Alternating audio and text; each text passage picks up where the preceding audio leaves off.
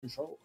Yeah, but we'll have to see how it all pans out. As ladies and gentlemen, we are into picks and bans for NerdRage versus Wind and Rain. NerdRage on the blue side with Wind and Rain on the red. And with these best of ones and with these kind of like, as I said in the last game, we're coming into these mid-game seasons. We're right up into the, I think the end of this week is literally 50% of the games done. What do the side of NerdRage have to do to even go for that third place spot in their group to try push for a playoff? What do they need to happen in order to be in contention to get that? It's a tough question. It's so hard. I mean, when you're looking at the caliber of teams that are here, and they've been struggling so much in the early game, and looking at a team like Wind and Rain, who are, I mean, yes, they did struggle on Sunday where they went for these early tower dives that didn't really work out, but they were still out to bring it back. It was just like, okay, didn't work, boys, dust ourselves off, we'll start it all over again. And that's the kind of consistency that you need from a top team, where it's being able to recalibrate, sit down and go, right, didn't work, doesn't matter, we still know what our game plan is and how we're going to win this. Whereas NerdRage seemed to be, oh, one thing went wrong and then a lot of it starts to fall apart. And you can't really be doing that when you're up against these teams. You have to find ways to bring yourselves back into it and make sure that you have the advantages and you can push them correctly. Wind and Rain, though, I don't think really are going to give them that option, and especially when we're looking at what they're banning away. A lot more of these kind of safe guys being banned off, like the Galio that's there. But when we're looking as well at NerdRage, they're banning away a lot of the champions towards Godbro in that mid lane. The Talia is now gone, the Echo is now gone, and the Fiora ban as well up towards Rift, who did very well in that split push over the Sunday. Was into a Warwick of all things, which was a little bit of a weird matchup that maybe he wasn't expecting, but is quite good at the fundamentals of that champion, so not surprised to see that taken off the board. Yeah, we see a lot of solo kind of carry champions taken away from Wind and Rain. And like you said, a lot of utility-based team fighting champions taken away away from NerdRage. So Varus seems to be the hot pick of the ADCs right now, as none were banned. So we actually still have the likes of Kog'Maw, Tristana, along with the kind of protection that you can get with the Tahm Kench, as no supports were banned either. So Wind and Rain, they may lose the Varus, but honestly, picking the Tahm Kench, it's such a safe, support right now, considering the meta. I honestly think that it nearly would be first pick worthy if NerdRage were comfortable on it. Yeah, they want that Varus a lot more, though. And as you were saying, with the hyper scaling starting to tend a little bit out of the game with the Kog'Maw off the board, Varus has risen up as that top dog. A lot of it late game damage coming through with the Gwynsus, but also that utility as well coming down with the ultimate. Just means he's so good in these late game fights, and has that siege potential as well. So he just slots into everything. All the different comps that we're seeing come through, where you've got these split pushers coming through, where you've got, the siege potential coming down with picks like Zoe in the mid lane, Azir, another one. He just fits so well with everything they want to, that's available for compositions at the moment. So looks like they're going to be locking in the Azir alongside him, which means that they're going to be looking, guessing at these team fight scenarios a lot more. You're going to see Sejuani and Zac gone off the board, so I think they need to lock in a jungler right now, or else they're going to be worried about that pool getting pinched even further. We saw the Skarner in the last game, but might be seeing something a little bit different from Kvolt, but they want the Janna instead, and that's a surprising one when you've got so much still available. Yes, a lot on the board, and knowing that the support Tahm Kench was already picked up, I didn't really see that being a massive priority, but Snuggly very clearly making the call to his team saying, I want this, and it's going to be back locked in. LeBlanc locked in for Godbro, and I feel like that mid lane is just going to turn into a bloodbath if Krogson is not careful. He could just end up getting bursted down repeatedly and no pressure whatsoever. Yeah, LeBlanc does quite well into the Azir, particularly at those early stages, because of course, as she's able to dash forward, you're scrambling to get those soldiers in position right before she dots back again. So it's quite difficult to try and trade effectively with the LeBlanc. It's nearly a game of cat and mouse as to whether she's going to go back or if she's going to stay where she is, just trading continuously with you. And when you've got Dan there as well, it's an easy setup in this lane. We can already see the cleanse is being hovered by Krogson as well, so he's worried about the amount of CC that can come down in this lane as well. But as we were saying, that with several of the junglers, well, top tier junglers already gone, they're going to be looking to dwindle that even further on Wind and Rain. Nunu banned away, probably going to be looking toward, well, maybe towards a Skarner ban as well, but on the opposite side, they're going to be looking at that top lane, getting ring getting rid of the Gnar, and also might be looking towards something else as well. Wouldn't be surprised to see something like the Gangplank. I know Governor does tend to go towards those tankier members and doesn't want to end up in a split push, but not the Gangplank. Going to be the opposite split pusher, the Urgot banned away in that scenario.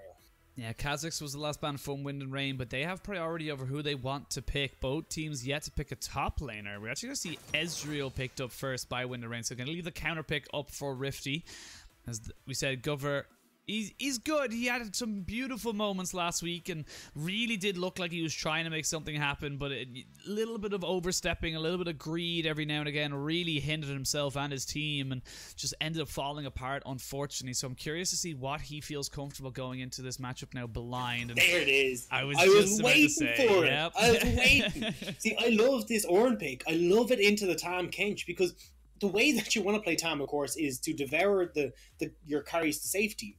But you can't do that when it's an Ornn because he's just going to throw that ultimate, and the second you devour your AD carry, you're both just getting locked up, so it does not make a difference. Now, we do have Maddie on the Ezreal and the Blanc that are going to be moving around quite a lot, but it does take away a lot of the aggression that Maddie will be able to put forward. When you've got an Ezreal paired with a Tam, what you'll often see is the Ezreal aggressively going for it, Arcane shifting in to get that damage, to get that poke down. It's not going to be on the board anymore now that Tam Kench has got to deal with this Ornn. Yeah, the Jarvan locked in. Yeah, do it. Go on. We dare you. They're Labrov, talking do about it. it on Sunday. He does like to play this champion, but I don't know if they're really going to want him. No, it's going to be the Alawi instead. I love the way you're like disappointed in that. It's like, no, it's Alawi. Yeah. It's just like, yeah, the first Alawi of the entire ESL Premiership. We're just gonna brush it off. Comparatively, it's like we don't know if he's a god. We don't know. He has like 20 accounts. It's ridiculous. Look, do you want like a Chinese superstar in the top lane wailing on you with the sword? Or do you want tentacles? Realistically, like it's just. It depends on what you're into. But anyway, but teams locked and loaded, and we actually see quite a lot of team fighting presence coming out from NerdRage, similar to what we saw in the last game for the side of. Excuse me, I'm after catching a bit of water in my throat. The Hyperion.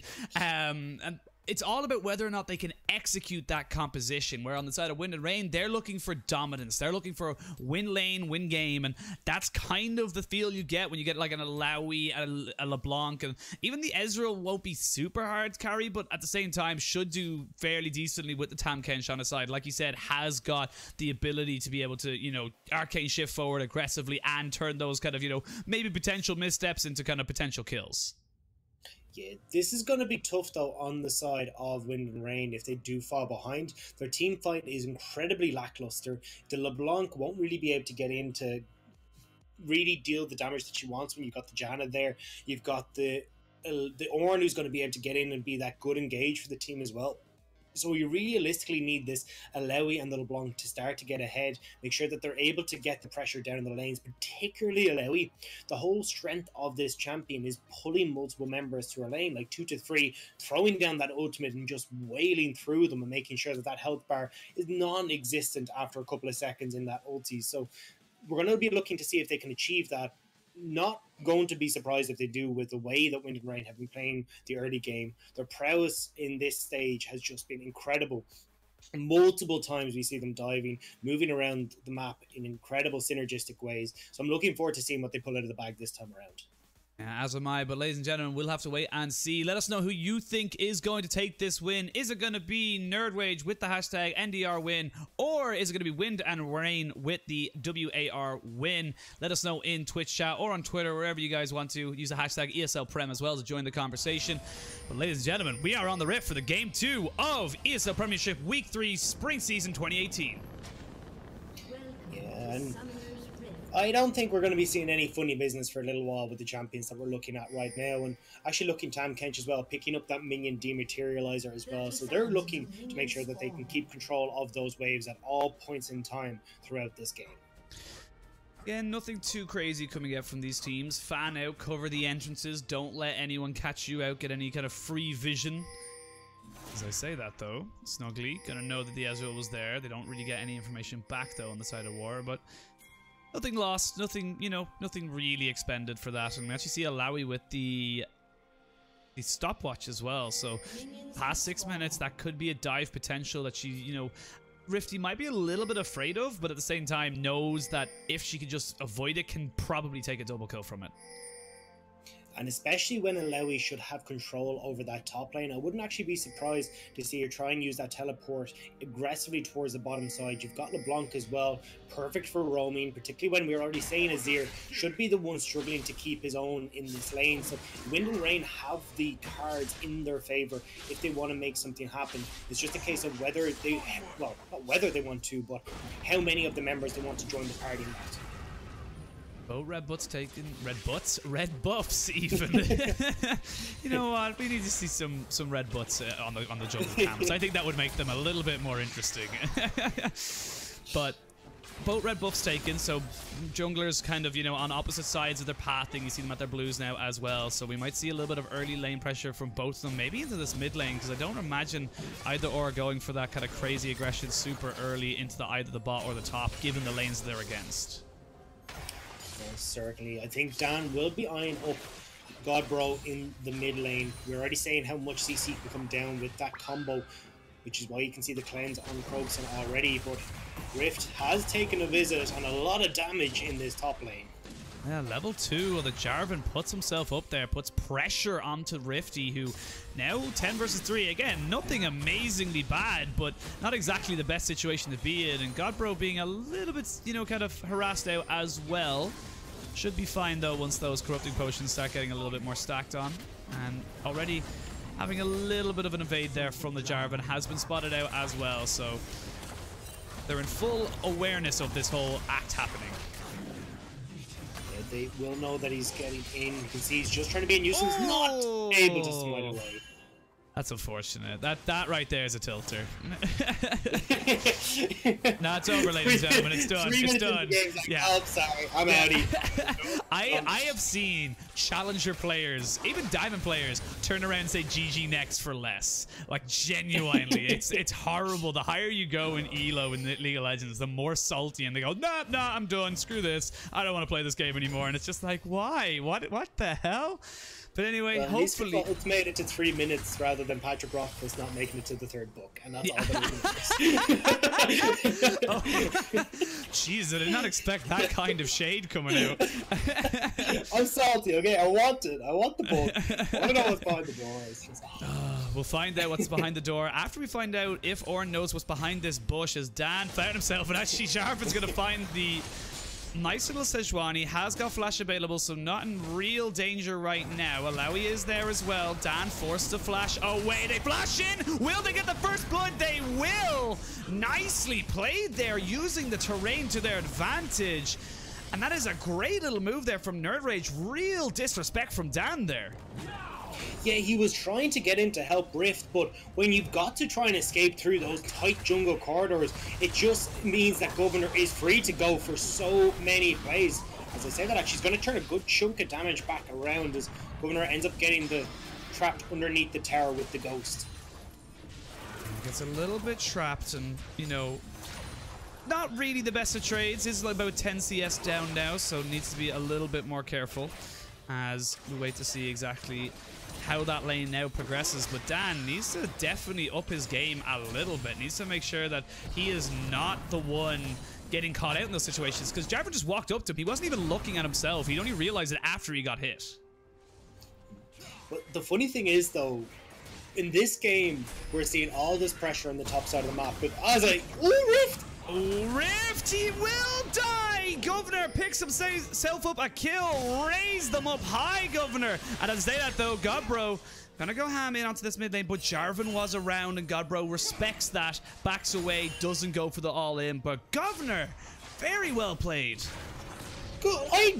This is amazing from Governor. Rift, we were expecting him to be so good in this bit push role, but Governor is shutting that down. This is the counter pick. This was supposed to be the big lane for him, and Governor is saying, not today. This is me. I am in control here, and there's not a hope that you're going to be able to do anything about it.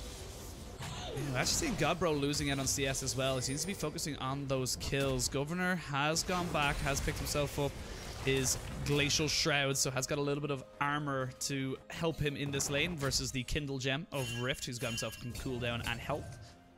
But all of a sudden, 2 kills. It's only 300 gold, but it's still relevant enough to be a pretty big, substantial kind of lead in the sense of Wind and Rain. We kind of expected them to run away with this.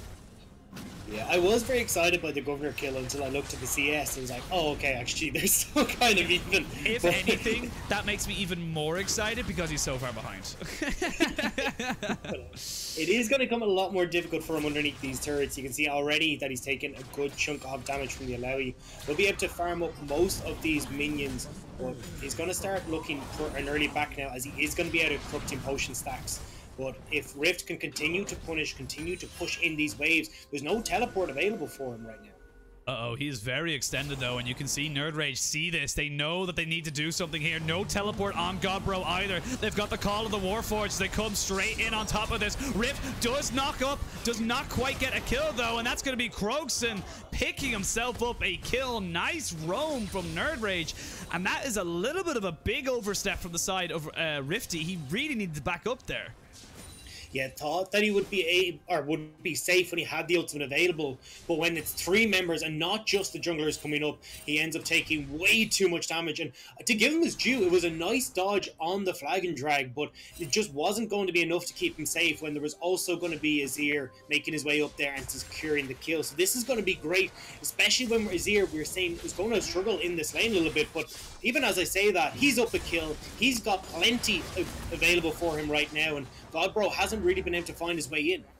I like what Krogson is doing here as well. I like the fact that he's going into those aggressive kind of, shifting sands, because he knows he gets the shield off of it if he hits off the LeBlanc. And I like that about it. It just mitigates a little bit of damage, takes away a little bit of pressure, and those little bits of, kind of small things really can help you. They most certainly can, but one thing that can also help is this Infernal Drake. Now, both teams have pretty much been ignoring it as they want to make sure that they can secure the top side of the map first. This is really where a lot of the pressure, especially for Wind and Rain, is going to come from, but both teams will be eyeing that up as we start to get towards this mid-game point. Once you see Ezreal picking up the Sheen item, making sure that he's got his tier well underway, they can then start to look aggressively towards this, because right now Jackamak and Snuggly haven't really had the lane presence to try and make anything happen around that. And when Labrov has the ultimate available as well, there's too many members that can get back too quickly to help out. Yeah, we'll see Rifty and Governor going again. There's the ultimate from Rifty. Nice holding there of the charge as well from Governor. Knew he needed that to get out, but Sejuani is on the way top. Flash will just be available, I think, as he comes up. Jarvan is behind. Well. They might not go for this. Jarvan is coming in. They have no vision. Now they do. They know that Dan is there. They're going to go in on top of him, see if they can just dissuade him away from the fight. There is the Cataclysm coming down. Not able to get Governor in on top of this, but will they be able to get anything else from it? Forcing the flash. There's Tam Kencho, but Matty not able to get the kill onto Dan. Now Governor ignited will get killed. Slow rotation from the side of NerdRage, and that top tower is done. Yeah, Jackamaka and Snuggly were back in base, and we were already saying how well Wind and Rain play with this Tam Kench, consistently catching people off guard, rotating up to the top side, picking up the first turret for themselves, and now they should have complete control. They can make their way back down to the bottom side of the map. The gold in their pocket has that Manamune finished, and Infernal Drake is going to be next for them, especially when we're looking at the TP plays that can come through. Both top laners will have that up, but it's definitely going to be Rift who has the advantage here. He's down to 2 kills, but has that Black Cleaver, and when you're going into these team fights, you've got that ultimate available. That Black Cleaver shredding multiple members can be so crucial to these fights. It was yet to see Rift Herald being started up here by the side of NerdRage. They know they might not have the pressure in the bot side, and respecting the fact that they need to make some kind of a play around the map. Alawi looks like she's going to make a little bit of a move towards it. Has got the ward and will spot it out. Now we're going to see Krogan going up against Godbro, and ooh, Jackamaka just misses the ultimate. That could have been Godbro going down, or at least blowing his flash. And that's unfortunate there. They do get the Rift Herald off the back of that though, and they will trade it for an Infernal. So right now, in the short term, the Rift Herald's worth a little bit more, depending on how you use it. But, the long term, coming into those late game team fights, that Infernal's going to pay dividends. But think about how long Jackamak and Snuggly have spent just running around the map, not picking up experience or CS. They had to go towards Rift to help out. It doesn't give any gold or experience realistically to them. They then have to do a quick pit stop in the mid lane, which means they've now lost that bottom lane turret. Look at the difference between Maddie and Jackamaka right now. Level 6 only onto this guy. Maddie has his level 7, has the Sheen and his first item completed. They are well on their way to just snowballing this advantage, and this is the power that they have on Wind and Rain. It's rotating, but rotating at the correct times and utilizing the kits that they have available to make sure that they're faster on the rotations as well. Now, even though you're looking at, okay, yes, they're only a tower behind, it's not just tower, it's CS, it's experience, it's all these little things that Wind and Rain utilize to gain these big advantages and finish out games.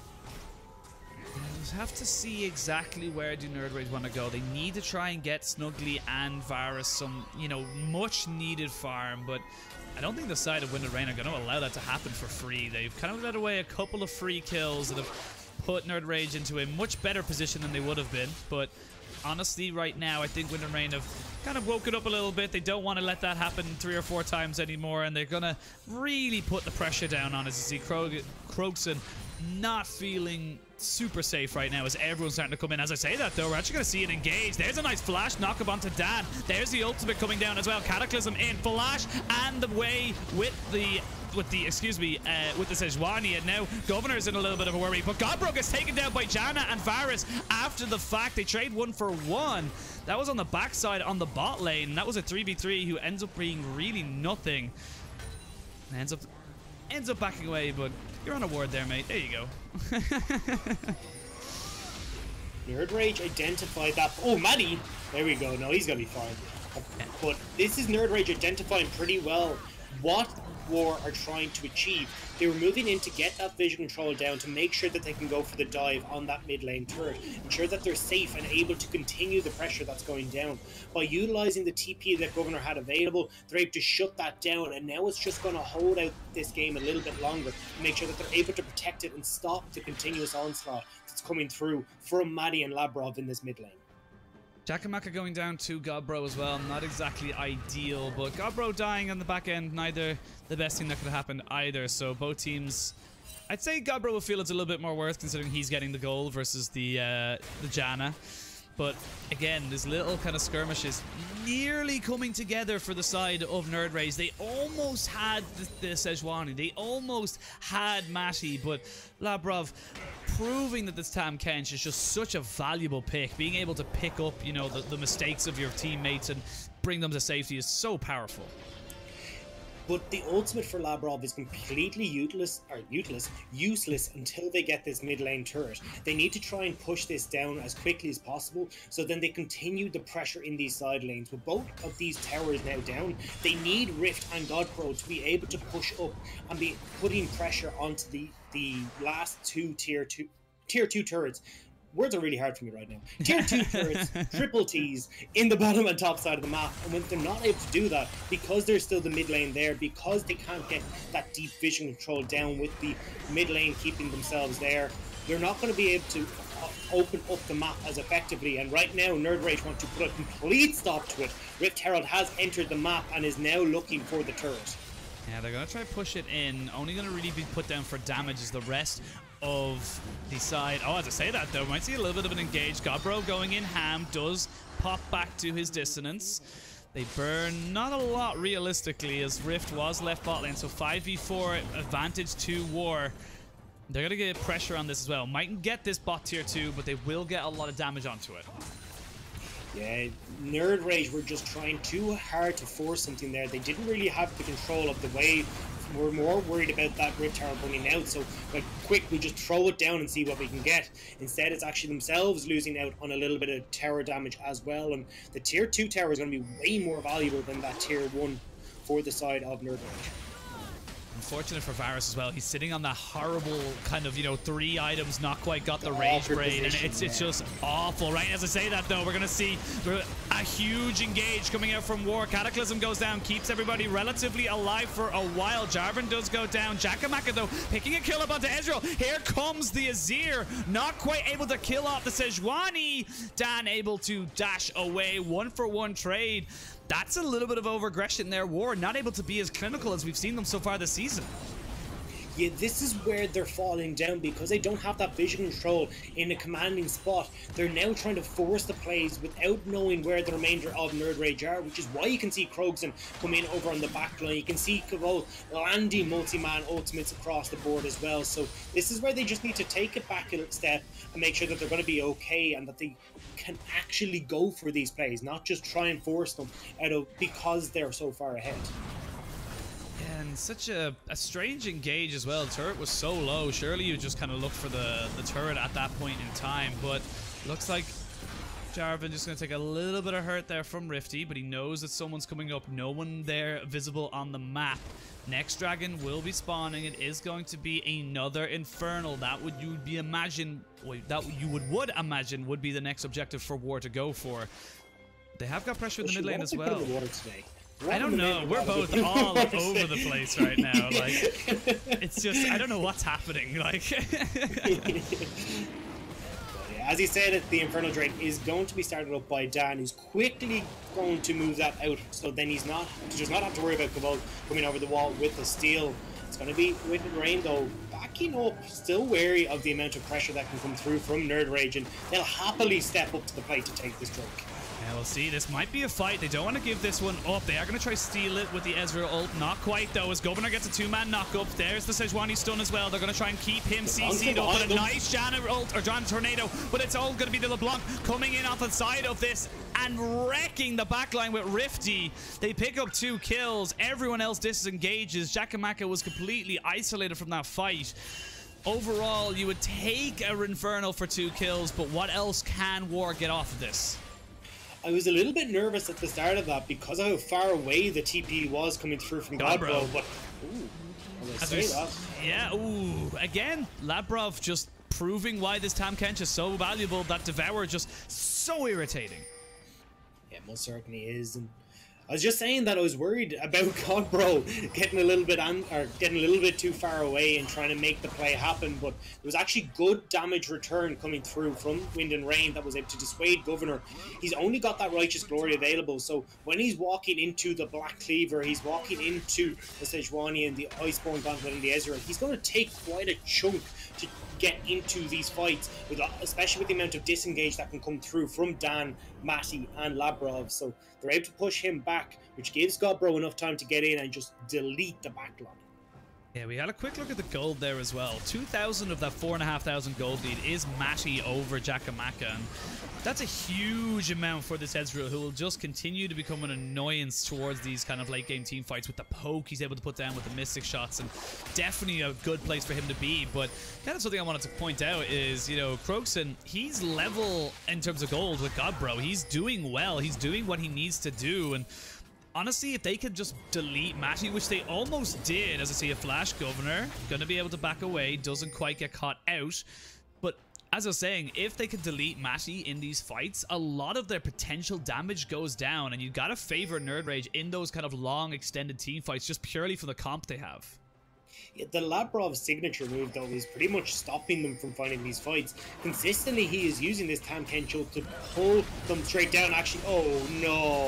Why, Jakamaka? Why are you there? And Snuggly tries to go in to try and help him, forced to flash away. Jakamaka in no man's land with no real vision. And that's going to be a huge amount of pressure coming over for Wind and Rain. They're able to push in this mid-tier 2, potentially go for a 20-minute Baron as well. They've got the tanks, they've got the damage. Honestly, it wouldn't be out of the question. I'd be a bit wary, though, with the amount of poke that can come through from Azir. You haven't really got too much tanky stats onto the Sejuani either. You see Rifty was down in the bottom lane as well, so it would have been 4 men trying to do that, which is not really where you want to be with the amount of engage potential as well that can come through from NerdRage. Oh my god. It will just take the tier 2 tower, but I mean, that's still a win in their books.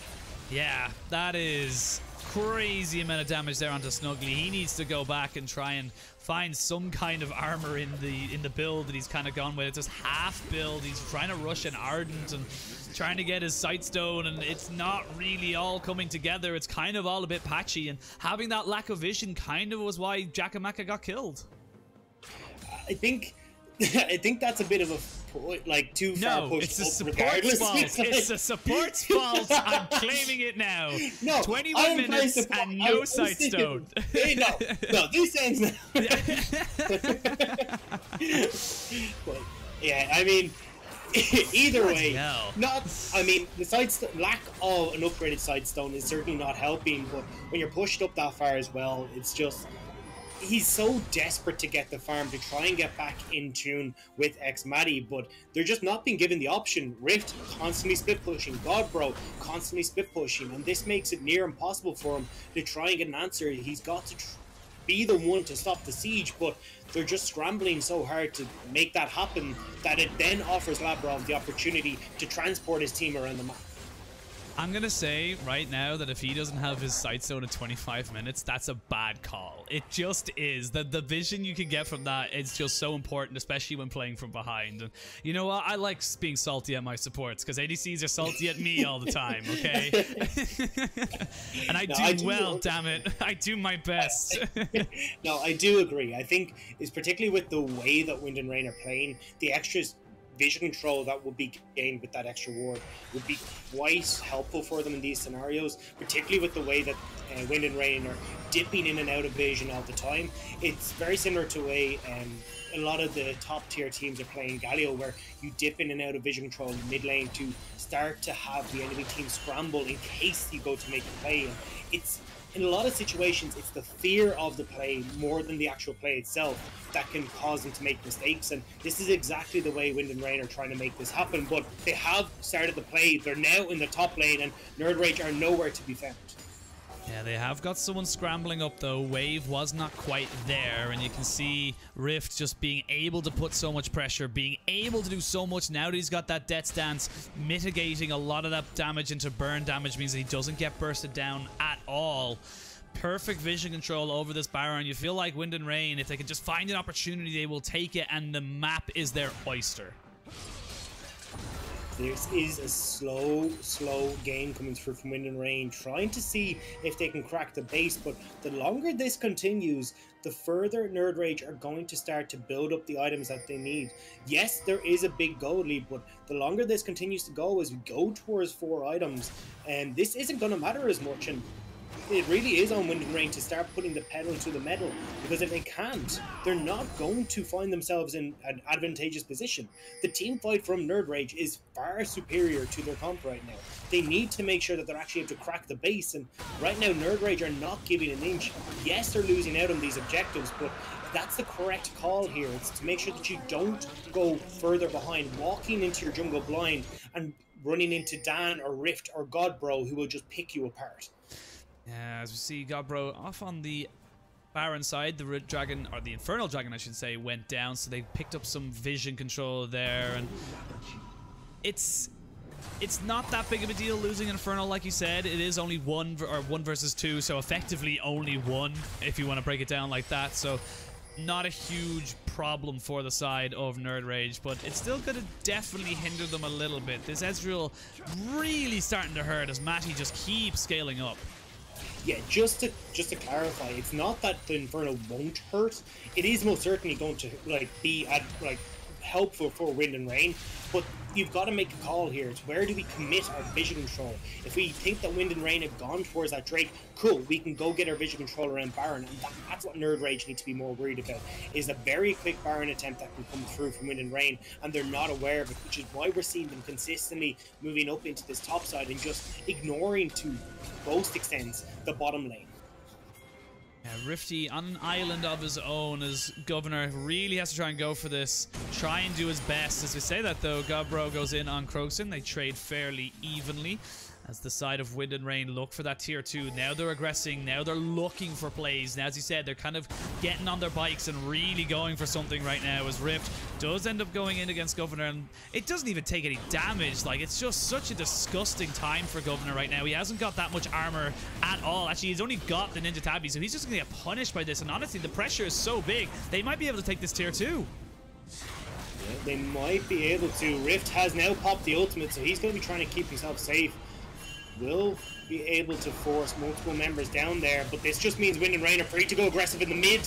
Oh, Krogan said he does get the ultimate off. Finally backs away. Godbro does miss the distance. They're trying to get him down. They eventually will. Matty picks up that kill. Godbro will get devoured at the last second. The heal goes in as well. Summoner's blown from the bot lane.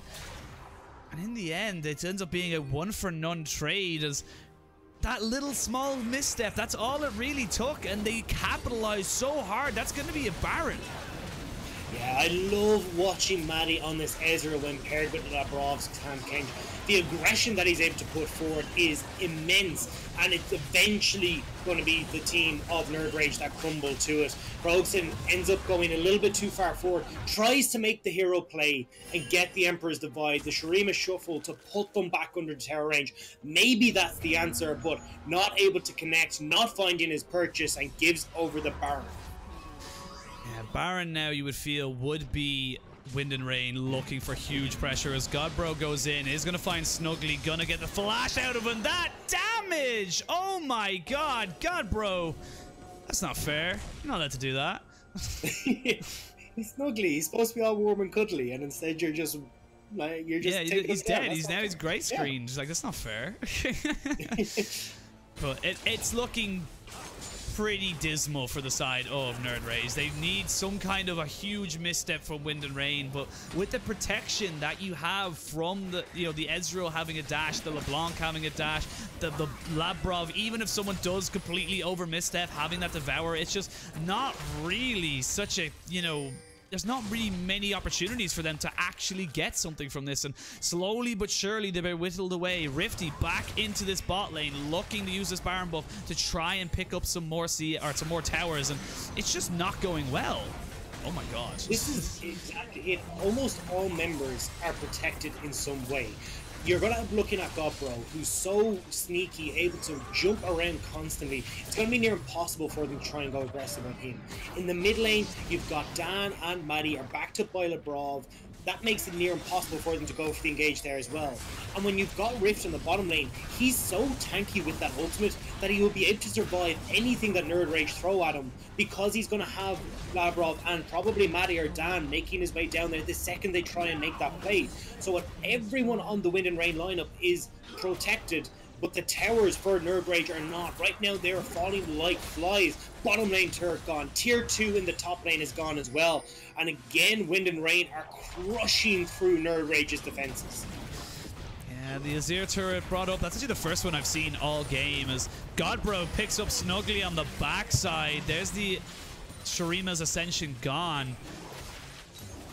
It's just, they're just pulling them this way, that way. There's just no rest for it as I say that. Here we go. This could be the final fight as the side of Wind and Rain try and aggress. They do get a lot of damage on the Godbro though, and he's forced to back away, but that's another inhibitor gone. 2 inhibitors down. Baron buff still available. Krogson just really getting chunked. It's going to be a reset for Wind and Rain. Go to the top side, get the dragon that's spawning up here in 40 seconds, and end the game, you would have to imagine. And this is the thing, now it's on NerdRage to make the desperation play. They have to find some way of getting that fight started. They have Governor with the long range engage, they have the Jarvan to follow up, but who do you really try and go on in this situation? Maddie is going to be able to Arcane Shift away, has the Tam Kench for support there as well. Godbro shouldn't be at the start of these fights. He'll be looking for the flanks, so you're not really going to lock him up before these fights even begin. And even if you try, he's going to be able to or as I say that, I thought he was going to make the play and delete Chakamaka, but this is the thing. How do you try and fight this on NerdRage? You've got no entry into these fights whatsoever. You've no entry and no way home either. Like, look at the damage that goes on the Chakamaka just from getting his soul stolen. And that's going to be Wind and Rain, knowing the majority of the side of NerdRage were in that mid lane, away from this top tower. 3rd inhibitor turret goes down.